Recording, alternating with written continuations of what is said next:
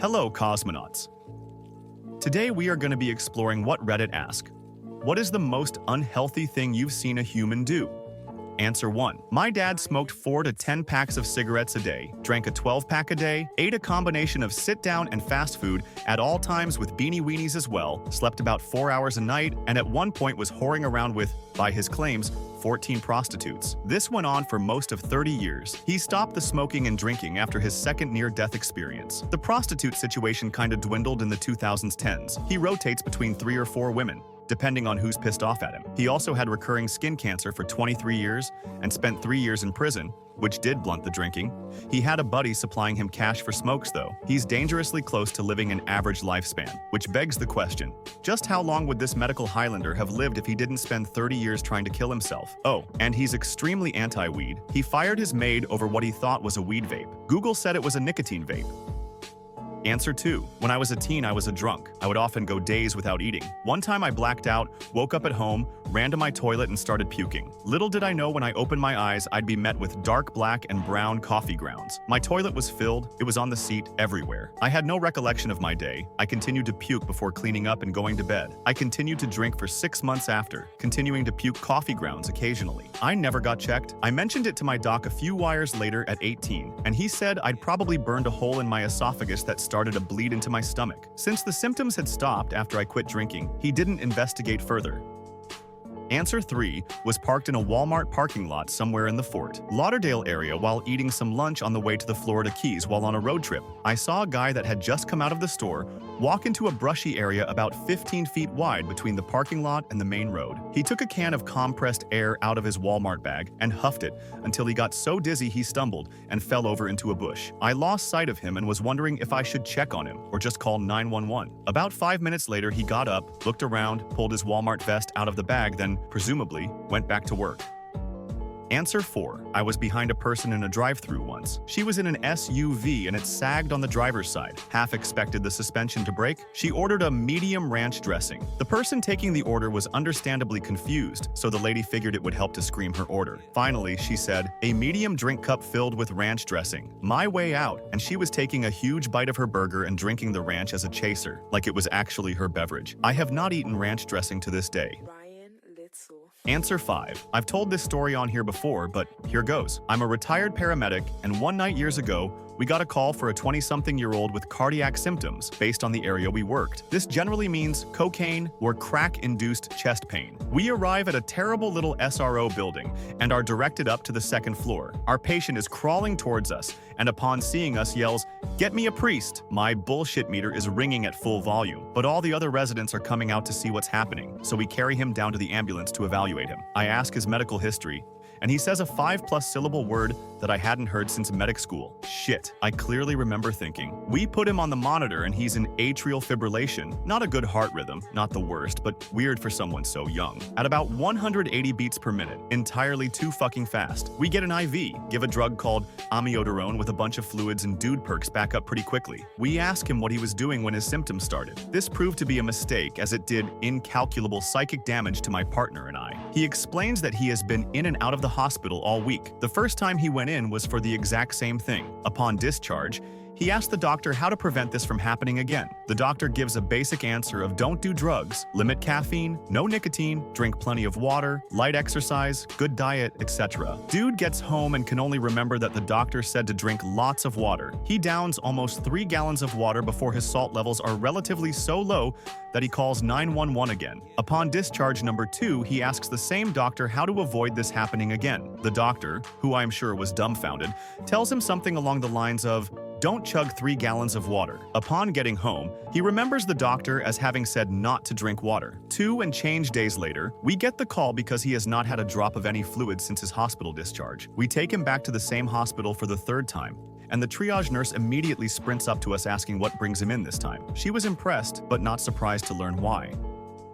Answer 6. I've told this story on here before, but here goes. Wouldn't say it's the worst thing I've seen, but a girl around 22 I worked with for about 2 years said she has only drank coffee and caffeinated drinks for a good 10+ years, never drank water because she didn't like it for some reason, complained often about having headaches, stomach pain, joint pain, overweight, eye issues, and various other issues. Kept on her for the duration of me working there, and towards the last 6 months of being there, I noticed she had a half-gallon water jug and asked her why the sudden change. Said she went to the doctor the other day and told me all of the things the doctor said to change, namely quit caffeine and drink or eat healthier. By the time I left, she lost a good amount of weight and basically never complained about the issues said earlier. Another one I witnessed was from an ex-girlfriend. She had been drinking well over a 12-pack of Mountain Dew with minimal water a day for around 10 years. Doctor told her she was forming a hole in her stomach from the excess soda drinking. Never stopped her though. Answer 7. Someone with such unmanaged diabetes that they have had 6+ surgeries removing toe after toe, chunk of foot after chunk of foot. She has stubs for feet now, no toes, and she continues to eat sweets and fast food. She's basically immobile now unless she has special shoes on and uses a walker, which she usually chooses not to use. She sleeps sitting up on her couch. Her adult children provide all of the sweets and food for her because she is her own person. If she wants it, she can have it. Answer 8. My brother started drinking and drugs at age 10 or 11. He smoked all his life and got drunk every day he could. He died at 56, leaving his wife behind. He never had any reflection moment where he decided to try to get better. When he died, he weighed 90 pounds, had a 4-inch hole in his esophagus with some kind of a tumor, and I found out that he had been eating an entire bag of Hall's methyleptus, maximum strength cough drops, every day for 8 years. He would never go to the doctor. He got what he wanted, I guess. Answer 9. On video, I saw a guy cough so hard I thought he was going to die on camera for at least 2 solid minutes before pulling out a cigarette, lighting it, and inhaling half of the entire cigarette in 15 seconds, then said, "Whew, I almost lost my breath there." My brother worked as a medic and transported a very large person home from the hospital. He said they was very nice and tried helping explain how the last guys were able to carry her up the steps. He said they finally get her on the couch, and their partner began delivering them food and drinks from the kitchen via a remote-controlled car with a tray on top. He said the first 2 items were a 2-liter of Mountain Dew, followed by an entire rotisserie chicken, and the food kept coming until they left the house. He said that there was straw that broke the camel's back and he could no longer watch the horror of society on a daily basis and quit. Answer 10. I knew a new age type of woman who, against all advice, decided she didn't believe in the necessity of modern medicine and decided to do an all-natural home birth. She went on and on about the miracle of motherhood and her natural instincts and absolutely refused logical warnings from everyone in her life. She had no help and no screenings / prenatal care, besides probably waving crystals around and drinking leaves. Her birth plan was watching some videos, and her baby daddy and her planned to do a water broth at home. Unfortunately, her baby was born in her home, early with a lot of complications and didn't make it. How this isn't considered neglect or murder, I'm not sure. The woman herself almost died from bleeding out. If her mom hadn't rushed over and intervened, she absolutely wouldn't have survived. Answer 11. Knew a chick that would pop about 40 Vicodin a day. She got pregnant, continued to eat Vicks like candy, swore to us her doctor told her to not quit smoking pot or cigarettes because it would stress the baby. I felt so bad for my buddy that knocked her up. Kid turned out with half her brain being soup. She just screeches all day. It gets better. He knocks her up again. She continues her behavior. New kid needs to wear a helmet because his head flat spotted because she just left the little guy laying on his back all day and did nothing with him. I lost all respect for dude after that. Answer 12. I ran into an old friend who had not done very well at all. Just had a rough go of it. Drugs, petty crime, the whole shebang. I saw him one day and he asked me for a ride to go to court for something he had done. I don't know. It wasn't far, totally walkable, and I had to decline. I actually would have, but I was on the clock. We talked for a minute, and when we parted, he asked if he looked okay, as in presentable enough for a court date. I was like, yeah, you look okay enough. He actually did. To which he replied, good, thanks. This had me so stressed out I've been up all night drinking beer and smoking crack. Considering how he spent his evening, he did actually look okay. I haven't seen him since, and I heard from a friend that he's out of jail and in a sober living house. I genuinely hope he's good. He's a sweet guy, just has a lot of issues.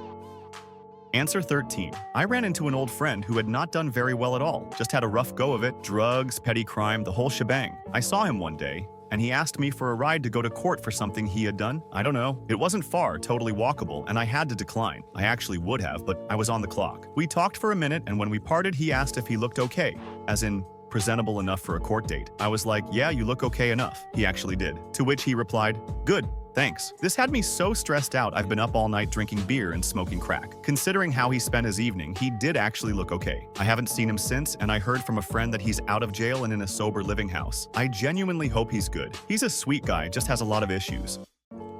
Answer 14. I'm a teenager, so this is probably not even close to the stuff people have actually seen as adults. But I'll tell my experience anyways, lol. My friend does horse riding, and I was shocked when she said she doesn't eat any breakfast whatsoever before her competitions. Mind you, she usually gets dressed and ready at her house, drives 1 to 2 hours to the place, preps for another 1 to 2 hours, and then rides in the sun and competes for a pretty long time. Don't know the exact times. This made me literally feel weak in the knees. Because as a volleyball player, not having food in your system for that long after waking up and then competing is literally so dangerous.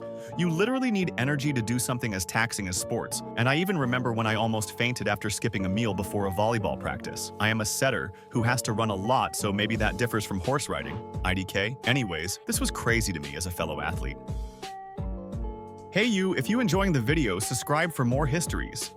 Answer 15. One of my first jobs was at a popular sub-sandwich place. They were open late. One late night, a huge guy walks in, probably like 6'6", but for sure over 350 pounds, and it was mostly in his very extended stomach. He looked in his 40s maybe, but was visibly unhealthy looking, strained breathing from standing, and just not looking good at all. He asked for a sandwich with every meat we offered, and absolutely no vegetables. Okay. Then he asked for double mayonnaise on the bread. Okay. Then he asked if we could layer mayo in between the different sheets of meat. I feel like that guy didn't last long after that night.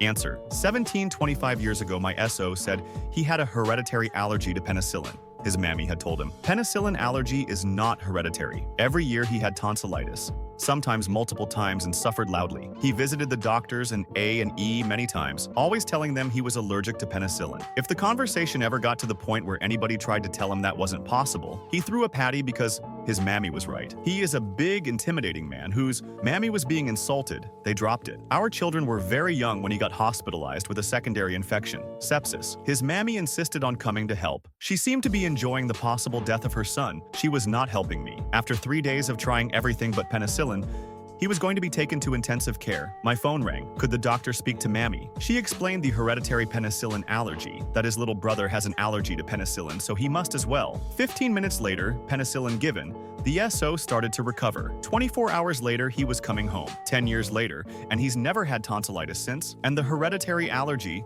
his mammy was allergic, so it was perfectly valid he might have had an hereditary allergy. Sigh.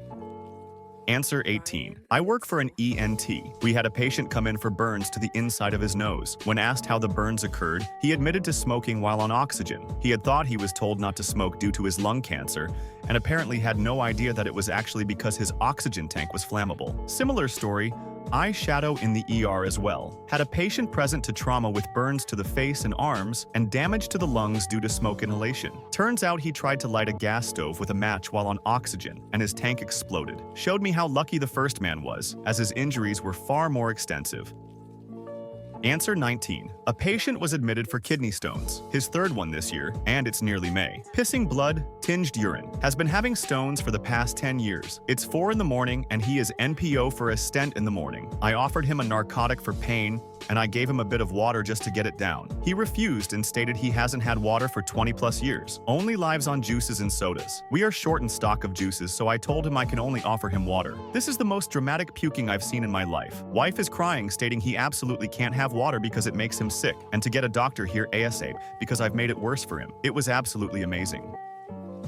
Answer 20. A family member of mine that was diagnosed with type 2 diabetes in his 30s would constantly forget to take his medication, forget to check his blood sugar levels, refuse to eat anything healthy at all. No meat unless it was heavily processed frozen or fast food, no fruit, no vegetables, barely any protein unless it came in the form of McDonald's or Burger King. He'd eat plates full of Cheez-Its for breakfast and candy like it was nothing. Not only that, but he also refused to shower unless we forced him to, which was once a week, and most of his teeth were either missing or rotted out, not just due to the excessive sugar consumption, but also due to the fact that he simply refused to brush his teeth even as a kid. His excuse for this quite literally being that he was allergic to toothpaste. I know it sounds like I'm making this post up or that I'm just describing the average Redditor, but I promise it's unfortunately 100% real. Eventually, he neglected his health so badly that he got a severe infection in his foot, caused by a broken bone in his toe, which spread so much that he had to get part of his leg removed, all the way up to his knee. He spent months in the hospital and in physical therapy rehab, could no longer work a job, and had to use a prosthetic leg. He also had issues with his vision. He eventually began eating better and taking his medication regularly after that, but would still go on these bizarre sugar binges from time to time. One day we were throwing away an old package of freeze pops which had expired, and he took the entire thing, waited for it to melt, cut each one of them open,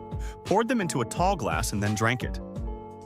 Answer 21. When I was a kid, the mosquito truck would drive around in the evenings, emitting a thick white fog of pesticide. One time, a kid rode his bike in the plume for a long distance. I think he may have attached his bike to the back of the truck somehow, maybe with a rope. I guess he thought it was interesting to ride in that impenetrable white cloud. I remember him later in high school. He had a permanently nervous tick in his face and he was really skinny. Answer 22. Watched a homeless man in Seattle, who was on some very hard drugs, catch a massively fat, sickly, possibly dying rat. He took it in his two hands and took a massive bite out of its stomach and spit the biggest glob of partially chewed rat guts and fur onto the sidewalk in front of him, all to the sounds of the rat shrieking and an elderly lady screaming in protest. He discarded the now dead rat on the sidewalk in front of him, next to the partially chewed flesh chunk, and then drank water out of a small dirty puddle at the entrance to the alleyway. I have seen a lot of nasty stuff on the internet and in person, but watching them mindlessly do the most foul thing imaginable gave me and still gives me such a stomachache. Answer 23. My friend told me her husband starved himself for 5 days, only having water, to lose some weight. They have young kids who saw him do this, not only unhealthy for him, but probably instilling disordered eating in their kids. Answer 24. I'm a chef. One time, about 20 years ago when I was just starting out, I was working at a pretty nice place and a famous chef came to do a special dinner collaboration. My chef worked with the guy years back. So the guy showed up, and I know we've all seen overweight people and also obese people. This guy was what is known as morbidly obese. He was so overweight that he didn't really walk around. He had a little electric scooter that he would scoot around in. At one point, I needed some milk for a recipe, and I went to the dairy cooler to get some. The scooter was parked outside the cooler, and when I opened the door, the chef was sitting in the middle of the floor, chugging cream right from the container. I'm talking full-fat cream. 46% butterfat. He slammed about a quart, killed the container, handed me the empty, and waddled out. I fully expected him to have a heart attack later when we were cooking the dinner, but he was still alive when I left for the night. For the longest time, I couldn't open a container of cream without thinking about that guy. Answer 25. It's me the last few weeks, relapsed. Since Tuesday, I did at least 10 grams of Pyre Coke and snorted 1080 milligram oxycodone pills. Yesterday, drank a bottle of rum before a rave, OFC continuously doing coke, smoking cigs all the time, taking benzos when I decide to sleep after like 3 days, taking sertraline and mirtazapine that my psychiatrist prescribed me, haven't eaten in days, took 4 milligrams. Clonazepam NQ took my last line and swore to myself I will take a huge break because my nose is continuously bleeding, and on the right side my septum is developing a big hole, not all the way through yet. Using dexamethasone and nasal spray and hope it will heal soon. Was clean for months after I had the worst oxy withdrawal that led to insomnia, so that I couldn't sleep for even a minute 5 days in a row. Went to the ER because I was suicidal. Went to the gym again, gained back some weight, went to work again. This week I decided to cross every limit. Been a poly addict for 2 years now. I have a tolerance for ketamine you wouldn't believe. Last time, like 1 month ago, I snorted a 1.2 gram line in one go and didn't even feel it. When I eat it is delivery Burger King or frozen pizza. I used to be so athletic and well-built, motivated and happy when sober. If I can't keep my promises to myself to take a break for at least 2 months, big rave, I will go to rehab. Worst part is my family doesn't know. They think I stopped for good after I went to the ER. The shame of lying and hiding it is so bad. I won't quit oxy cold turkey like last time. Still have 7 pills left 80 milligrams. I will tailor down until I reach 5 milligrams every other day because I won't be going through the cold turkey symptoms again. I feel like the biggest piece of shit. I am generally smart at uni, but skipped this semester because of the depression aftermath of the WD. But I worked and hopefully start again Monday. I don't know how I am alive. Any other person would certainly be dead if they did the exact same thing I did for the last 5 days. I am 2 meters tall, I think that's 6 feet 7. Needed much more of anything than my friends even when I first started, and that goes for almost all substance. I somehow still look healthy. No one notices what I am doing. Tomorrow is the day. Ordered a new PC with RTX 5080 and riding downhill free ride again as the weather gets better. You can check my post history. You can see I am actually really skilled. Last week I rode bike park laps like I have been before all this crap. May I add that it's been bad for 2 years, but since I got cheated on November, I reached a new level. It doesn't help that I also get like the best quality for the best prices, and I basically have no financial limitations, so I can always afford as much as I want. That's it. I don't know what could possibly be more unhealthy. Somehow my blood work got done. In the ER in December was completely fine. I am still at a healthy healthy weight and have muscles, but not for long if this keeps going. In the last 2 years, I gained 13 kilograms. Before coke addiction, then lost 20 kilograms, gained 13 again, lost 14, last couple of months, gained 7 kilograms, last 3 weeks, lost 5 kilograms. Wish me luck. Tomorrow will decide my future. Any advice or opinions are welcome. I don't care if you tell me that I am an idiot or whatever. I know it myself. The worst part is, I am intelligent, and I am aware of the consequences, which just adds to my self-hatred and fuels my self-destruction. The perfect woman that ticked all the boxes was in my life for a short period, not the bitch that cheated on me even though I loved her, maybe still do. But I know I will never find another one like the one I met in January 2023. That was in Berlin, where OFC the cone addiction started because I am a techno freak, and my best friend who I knew since elementary school has been living in Berlin since 2016 and became a big dealer, and I had unlimited access to coke for dirt cheap or even free if I drove him somewhere. Endless techno clubs open all the time. Started taking oxycodone, but it was occasionally for years. After the cheating, it was like a magic potion that made all the trauma go away and made me feel so good, especially when combined with coke, until I decided I can't do it forever, and my tolerance shot up like crazy. 2 weeks physical WD, months-long lasting depression. Got better in March, now back to full blast. If anyone can name something more unhealthy that they personally witnessed and somehow prove it, gets €5 or a C's 2 skin worth around that price. Wish me luck, or don't. It lies in my hands.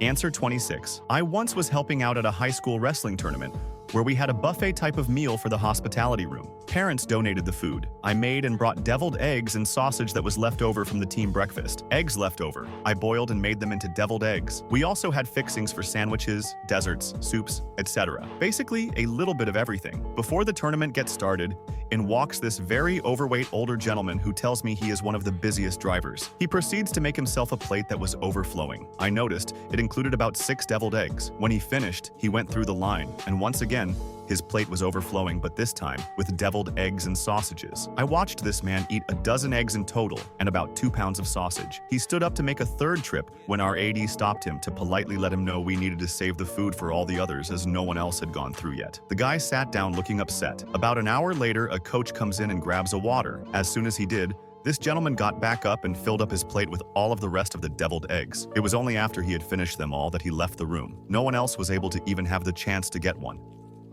Answer 27. In the late 90s, I had a roommate who was a great friend as well. We went through a lot of military training together. He was staying with me because his wife was a cheating whore, and they were getting a divorce. I was 24 and really into fitness. I still am at 51. And I was eating clean to get cut for the upcoming beach season. We were stationed in San Diego. Being single, I wanted to have a successful summer. Winkify, and now what I mean wink? Well, I made dinner, baked chicken thighs, with a side of green beans and mushrooms and brown rice. I yelled to him dinner was ready, and sat down to eat. I heard him rummaging around in the kitchen, and then he sat down across from me with the following can of Pepsi, a block of cheddar cheese, and 2 Pop-Tarts. I was dumbfounded. I had cooked a great meal, and he chose that? Well, the next year, he took orders to Florida, and we lost touch. Last year, he hit me up on Facebook, and we reconnected. I FaceTimed him, and he weighs 450 to 500 pounds now, and was talking about weight loss surgery. I chided him while he was complaining about his weight that maybe Pepsi, block of cheese, and Pop-Tarts for dinner weren't the best choice to make. Answer 28. I worked at A&W fast food restaurant in high school. About once a week, every week, this one very large couple would come through the drive-thru. Every time, they would order double cheeseburgers with large chili cheese fries, which was 2 regular-sized chili cheese fries, a large cheese curd, plenty of ranch and sauce, 2 large drinks, and 2 kids' meals of the same foods for their 2 very cute but chunky children under 10. Made me slightly sad. Answer 29. 2 things come to mind from a 10-year career as a paramedic. First one was a meth overdose. He was technically conscious, but having muscle tremors so bad that it looked like a seizure, skin was dark red, and his eyes were bulging out so far I thought they might actually pop out. Heart rate was close to 200, and his BP was so high it was off the scale on a manual cuff, which is something I hadn't seen before or since. Only time I've ever run out of the primary benzodiazepine we carry on the ambulance, and it barely touched him. He ended up dying of kidney failure caused by his muscles completely breaking down. Second one was a guy who had the bright idea to bake, but spray into a crystal form and then snort it. Went absolutely berserk, broke into someone's house, got mildly shot, climbed up a tree to try to escape the cops, and tried to cut his own throat, all while entirely naked. In conclusion, drugs are bad, McKay. Answer 30. I had a housemate who would rip bongs all day without ever changing the water. He did this for a reason. His backup plan for days, he didn't have any weed left. Sometimes it got so sludgy and thick and black that he could no longer suck smoke through. But if he couldn't find any weed to buy, he would pour the sludge into a glass, thin it out with some water, and then chug it for the high. I didn't extend the lease. Answer 31. For about 4 to 5 years when I was a teenager, I would huff computer duster around 20 to 30 times a day, as well as various other substances, whatever I could get my hands on. TBH, combine that with a solid diet of beer, rolling tobacco, and nothing but rice cakes and scrambled eggs. I could literally feel my brain cells disappearing. About a year in, I started getting random blackouts in the middle of the day, while sometimes not sleeping for 2 to 3 days at a time, which led to a lot of hallucinations and delirium. I couldn't hold a job if my life depended on it. When I finally got help for it, I got extremely scared because my drug and alcohol counselor said most people never recover properly cognitively from that kind of abuse. Thankfully, that was around 6 years ago. I still haven't properly recovered cognitively. I have addressed a lot of the issues that led to my polysubstance drug addiction and have tried to move past the monumental pain and suffering I caused my family and friends. Sadly, I think those issues will stay with me forever at this point. Hey you! Subscribe for more histories. Answer 32. When I was about 12, me and my little hood rat friends, and we're no strangers to stupidity, like getting some old dude to buy us beer or shoplifting cigarettes from grocery stores, back when they were on open shelves in front of the register like candy. Anyway, there was a neighborhood kid named Jeff. We all thought Jeff was cool because he was 16 and he knew shit. Plus he had a trampoline in his backyard. One night we were all hanging out and Jeff asked, "You guys ever huff gas?" Despite our early degeneracy, we had never huffed gas. We were like, no, WTF. Jeff went on to tell us that it was this amazing high, but he doesn't do it anymore because it made his parents really mad. Well, we're dumbass kids and he has our attention now, so he goes and gets a gas canister from the garage for us to try. Yes, I can, unfortunately, confirm huffing gas gets you fucked up. Thankfully, I can also confirm that everyone in the group agreed that we weren't interested in doing it again, except Jeff. For the next several weeks, we never saw Jeff without a plastic soda bottle half full of gas in tow. The stuff was like oxygen to him. We could all see the effects, but as stupid shits afraid of ratting out our friends, we didn't know what to do or who to tell. One time, one of us snuck his bottle away and filled it with piss while he wasn't looking. Our whole group had to hold Jeff back from beating that kid to death. He was so enraged over it. He never let us come close to touching his bottle again. I don't know what happened to him. We stopped hanging out with Jeff when he started drooling all the time and couldn't talk anymore. Some 25 years later, anytime an old friend asks, "Remember Jeff?" the first response is always, "Jeff the gas huffer?" He is forever notarized that way, and he's probably dead or a vegetable. Answer 33. I was doing an outdoor summer music festival one year. I was handling video, another guy was doing audio. We'd be outside for about 14 hours a day for 15 straight days. I was drinking 2 to 3 gallons of water a day. He was bringing 2 times 2-liter bottles of ginger ale every day. I asked him if that was his favorite flavor, or if there was a different reason, and he cited the perceived health benefits of ginger. Unfortunately, there was no actual ginger in ginger ale, but there is 32 grams of sugar in each serving, and 6 servings in a 2-liter bottle. He was ingesting almost 400 grams of sugar a day just from this. The suggested total daily sugar intake for an adult male is about 36 grams. He was kind of a douchebag, so watching him slowly kill himself was okay by me. Answer 34. In high school, this guy that we barely knew, he was friends with the guy I was dating and went to a different school, was hanging out with our group one night. He sat down at the table and pulled out a 5th of Jack Daniels, said not one word, opened the bottle and drank the whole thing in maybe 4 swallows. We were all like, WTF was that? He sat there for about 10 minutes just staring straight ahead, got up to go outside, fell straight through the door, down the steps, and rolled under a truck. Another friend of a friend loaded him into his car and drove away. He never said one word to anyone there. The whole situation lasted maybe 20 minutes tops. Never saw that guy again. That was in 1987 and I still think about it to this day. So weird, so unhealthy, so unhinged. Answer 35. I knew a girl with Munchausen syndrome. She started out draining her own blood from her port, baffling doctors as to why she's losing so much blood and needs transfusions. This then led to her faking a skin disease when it was really just her self-mutilating. This went on for years and got to the point where her calves were literally rotten to the bone, and you could not only see bone but see through massive holes she dug in her legs. She ended up getting both legs amputated above the knee. Then of course the mystery disease came back and she picked apart her stumps, amputated to the hips. She has since moved on to her hair and teeth. She's basically bald and completely toothless. Answer 36. I never post, but reading all this stuff was a gut punch. By the grace of God, I haven't fallen into full addiction, but I've been pretty damn close. My parents were complicated and tried their best, but there was definitely neglect and abuse that I'm just now getting therapy for. 30 minutes. Looking back, I never realized I was eating my feelings during every fight, door slam, etc. I also dated some terrible people in high school that sexually abused me. I literally spent countless nights eating gas station snacks and watching romantic movies. I thought I was being a silly teenager, and now I'm realizing I was coping so hard, I'm breaking down in tears with this realization. I still struggle with eating, but again, by God's grace, I have a wonderful, amazing wife who's teaching me how to have a healthy relationship with food. We also have a beautiful son, and he is well-nourished and happy. This is so heavy. It doesn't make me feel better to know I'm not alone. It breaks my heart to see how many people are suffering with it tenfold. Answer 37. When I worked at a smoke shop, we had a regular who was easily 400 or 500 pounds, would often come in with a full 18-piece KFC meal, 4 to 5 sides, and a 2-liter of Pepsi. This man would devour half the bucket, slam half the Pepsi in one go, then proceed to crush the rest of the chicken and sides, followed by the rest of the Pepsi. Took him 10 to 15 minutes to eat it all, shoveled it in faster than he could breathe the whole time, just spraying food chunks over the counter. His van had no mirrors and garbage up to the ceiling in every seat but the driver's. I had to get my boss to tell him to come when she worked, because he smelled like what I'd describe as a sun-rotted corpse.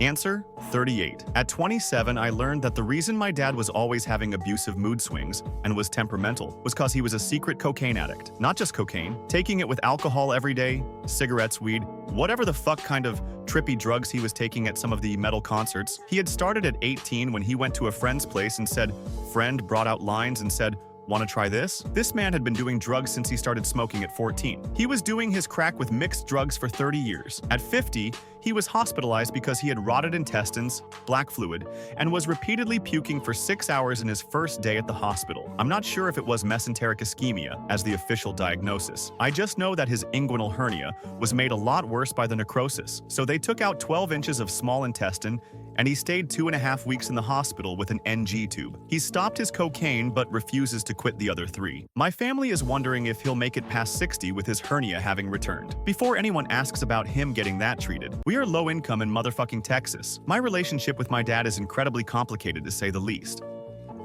Answer 39. My roommate's existence. He drinks, on average, 8 to 12 beers a night, natural ice too. They are much stronger than a typical beer. He vapes like crazy, a 1-to-1 ratio of breathing air and vape. He said his vapes are like 10,000 to 20,000 puffs, and he gets a new one roughly every 10 days. He smokes weed daily, probably 6 to 10 times a day. I'll enjoy some za, but holy fuck. To top this off, B does sack every night without fail. The flu, throwing up, don't matter. He does it. I've never even seen him drink water, and he's never cooked in the last 10 months. He genuinely only eats out. He's sick constantly and is always trying to figure out why he's sick. He pretends like his habits don't exist or that they have no effect on him. My friends and I have tried our best to help him because he said he's struggling. We've made therapy appointments through our school for him, like he asked, and he didn't go. I've given up on the guy. He needs help.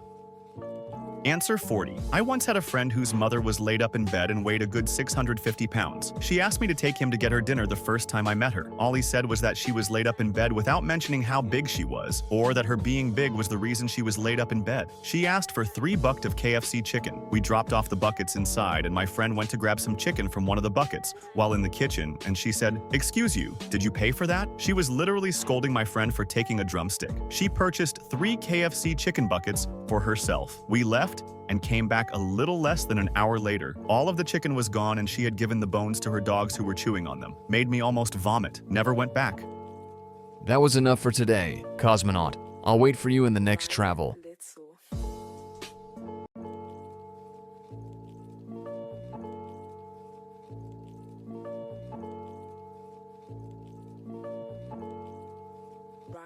Little.